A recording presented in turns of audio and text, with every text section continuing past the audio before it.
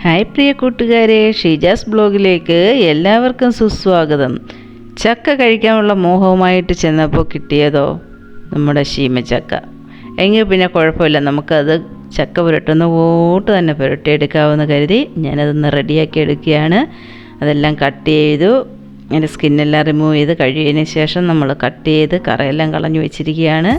അതിനുവേണ്ടി ഇത്തിരി വെള്ളവും അതിലേക്ക് ഒരു വെളുത്തുള്ളിയും കറിവേപ്പിലയും മഞ്ഞളും കൂടി ഇട്ട് വെച്ചിട്ടുണ്ട്. അത് സ്റ്റവ് കത്തിച്ച് നമുക്ക് ആ വെള്ളം ഒന്ന് ചൂടായി വരുമ്പോൾ അതിലേക്ക് നമുക്ക് ആ ചക്ക കഷ്ണങ്ങൾ ഇട്ട് കൊടുക്കാം. അത് വേകുമ്പോഴത്തേക്ക് നമുക്ക് അതിന് വേണ്ടുന്ന അരപ്പ് തയ്യാറാക്കാം. അതിന് വേണ്ടുന്നത് ഒന്ന് റെഡിയാക്കി അതൊന്ന് വെന്ത് വരട്ടെ, അപ്പോഴേക്ക് നമുക്ക് അരപ്പൊക്കെ തയ്യാറാക്കാം. അതിന് വേണ്ടുന്നത് തേങ്ങ, ജീരകം, മഞ്ഞൾ, ലേശം മഞ്ഞൾ, സോൾട്ട്, പിന്നെ അതിൽ കൂടെ കുരുമുളക്, ഒരു സ്പൂൺ കുരുമുളക് ഇത്തിരി കൂടുതലിടണേ.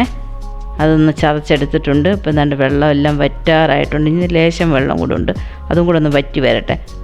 വറ്റി വരുമ്പോൾ നമുക്ക് അതിലേക്ക് ആ ചതച്ച കൂട്ട് അതിൻ്റെ നടുക്കോട്ട് വെച്ച് കൊടുത്തിട്ട് ചക്കയെല്ലാം അതിൻ്റെ മേളിലോട്ട് നീക്കി അങ്ങ് നമുക്ക് വെക്കാം. ഇത് ചുളയൊന്നുമില്ല, അത് ഒരു ചക്കയാണ്. അത് നമ്മൾ റെഡിയാക്കിയിട്ടുണ്ട്. അതിനി ഒന്ന് അടച്ചു വെച്ച് അത് ആവി കയറി അരപ്പൊന്ന് വെന്ത് വരട്ടെ. വെന്ത് വരുമ്പോഴത്തേക്ക് നമുക്കത് താളിക്കാനുള്ള എല്ലാം റെഡിയാക്കാം. ഇവിടെ ഈ സീസണിലൊന്നും ചക്ക കിട്ടില്ല. അപ്പോൾ നമ്മൾ ഇങ്ങനെ ചെയ്താൽ നമ്മൾ ശരിക്കും ചക്ക പുരട്ടിയെടുക്കുന്നത് അതെ ചക്കക്കുരു ഇടാതെ നമ്മൾ ചക്ക പുരട്ടിയെടുക്കത്തില്ലേ, അതേ ടേസ്റ്റ് തന്നെ കിട്ടും, യാതൊരു വ്യത്യാസവും ഇല്ല. അങ്ങനത്തെ ടേസ്റ്റാണ്. ഞാൻ നേരത്തെയൊക്കെ വാങ്ങി ഇതേപോലെ തയ്യാറാക്കുമായിരുന്നു. ഇവിടെ എല്ലാവർക്കും ഇഷ്ടമാണ്. എല്ലാവർക്കും എന്ന് വെച്ചാൽ പൊന്നും കഴിക്കില്ല, അച്ഛനും മോനും എനിക്കും ഭയങ്കര ഇഷ്ടമാണ്. എനിക്ക് ഭയങ്കര ഇഷ്ടമാണ് കേട്ടോ. എൻ്റെ ഒരു കുഞ്ഞമ്മ ഇത് തയ്യാറാക്കും നല്ല അടിപൊളിയായിട്ട്. അത് കണ്ടുപിടിച്ചതാണ് ഞാൻ. ഇനി നമുക്ക് താളിച്ചത് അതിലേക്ക് ഇട്ടിട്ടൊന്ന് പുരട്ടി എല്ലാം കൂടെ ഒന്ന് റെഡിയാക്കി എടുക്കാം.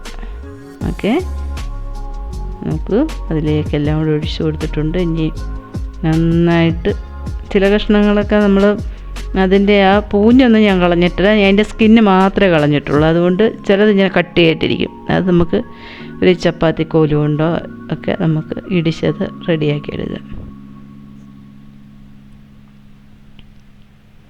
നോക്ക് ഇരിക്കുന്നത് നോക്കൂ.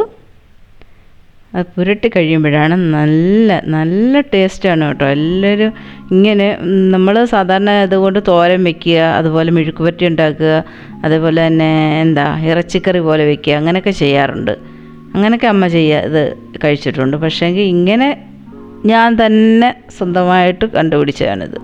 എന്ന് വെച്ചാൽ ചക്ക തിന്നാനുള്ള അത്രയ്ക്ക് കൊതി വരുമ്പോൾ ഇങ്ങനെ വാങ്ങിച്ചിട്ട് നമ്മൾ ചെയ്യും. ഇത് സലാല വന്നതിന് ശേഷമാണ് ഞാനിത് ഇങ്ങനത്തെ ഒരു പരിപാടി കണ്ടുപിടിച്ചത് കേട്ടോ. അത്രയ്ക്ക് ചക്ക തിന്നാൻ കൊതിയുണ്ടെന്ന് കൂട്ടിക്കൂ.